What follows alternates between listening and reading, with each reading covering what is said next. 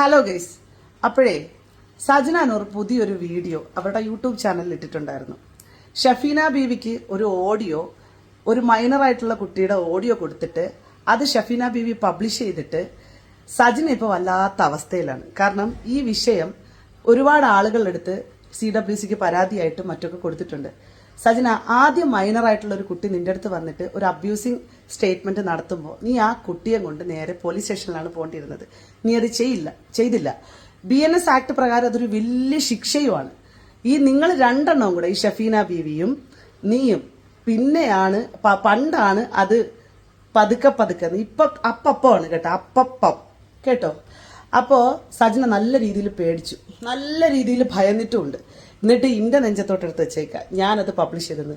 സജന ആ കുട്ടി സംസാരിക്കുന്ന ഓഡിയോ സജനയുടെ കയ്യിൽ നിന്ന് എവിടെ പോയി എന്നുള്ളത് സജന പറഞ്ഞാൽ മതി. ഓക്കെ. നല്ല കാര്യമായിട്ടുള്ള തലയ്ക്ക് സ്ഥിരതയില്ലാത്ത എന്തൊക്കെയോ കാര്യമായ പ്രശ്നമുണ്ട്. പിന്നെ അത് കഴിഞ്ഞ് വീണ്ടും നിന്റെ വെല്ലുവിളി. അപ്പൊ ഞാനൊരു കാര്യം പറയണേ, നീ തന്നെ പറയുന്നു എന്റെ വീട്ടിൽ നീ വന്നില്ല ആ ഡേറ്റിന്. ശരി, സമ്മതിച്ചു. നീ തെളിയിച്ചില്ലേടി? നിനക്ക് വയ്യേടി? നിനക്ക് വല്ല മാനസിക പ്രശ്നം വല്ലതും ഉണ്ടെന്നുണ്ടെങ്കിൽ നീ വല്ല സൈക്കാട്രിസ്റ്റിനെയും കാണാൻ പോയി കാണ്. ഭയങ്കര പ്രശ്നമായിക്കൊണ്ടിരിക്കുവാണ്. നീ കിടന്ന് കിണയ്ക്കുന്നതിനനുസരിച്ച് ഞാൻ കൂടുതൽ സംസാരിക്കുകയാണ്. നിന്റെ ഈ കാല് പിടിച്ചുള്ള മാപ്പപേക്ഷയും ഒരു സമയത്ത് നിന്റെ ഓരോ മുഖവും ഓരോ രീതിയും നിന്റെ വിവരക്കേടും നിന്റെ കൊള്ളരുതായ്മകളും നീ തന്നെ കാണിച്ചുകൊണ്ടിരിക്കുകയാണ്. നിനക്ക് ശരിക്കും ട്രീറ്റ്മെന്റ് വേണം. നീ വല്ല പോയി കിടക്കാൻ നോക്ക്. ശരിക്കും ഓൾറെഡി മനുഷ്യന്റെയൊക്കെ ഇസ്സത്തിന് നല്ല രീതിയിലുള്ള സാഹചര്യങ്ങൾ നീ ഉണ്ടാക്കി തന്നിട്ടുണ്ട്. ഞാനും എൻ്റെ ഫാമിലിയും റെസ്പോൺസിബിലിറ്റി ആയിട്ട് ജീവിക്കുന്നതാണ്. നീ നിന്റെ കാര്യം നോക്ക്. റസൂൽ പൂക്കുട്ടിയുടെയും നിന്റെയും വിഷയം മറയ്ക്കാൻ വേണ്ടിയിട്ട് നീ കിടന്ന് മെഴുകി തുള്ളി ഒന്നും വരണ്ട. അത് നിർത്താനും പോകുന്നില്ല.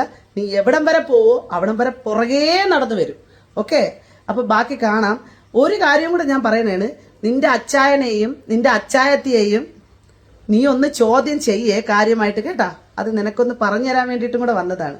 നീ എന്തൊക്കെയോ തെറ്റിദ്ധാരണകളുടെ പുറത്താണല്ലോ നീ എന്നെ വന്ന് എന്തോ ചെയ്തതൊക്കെ.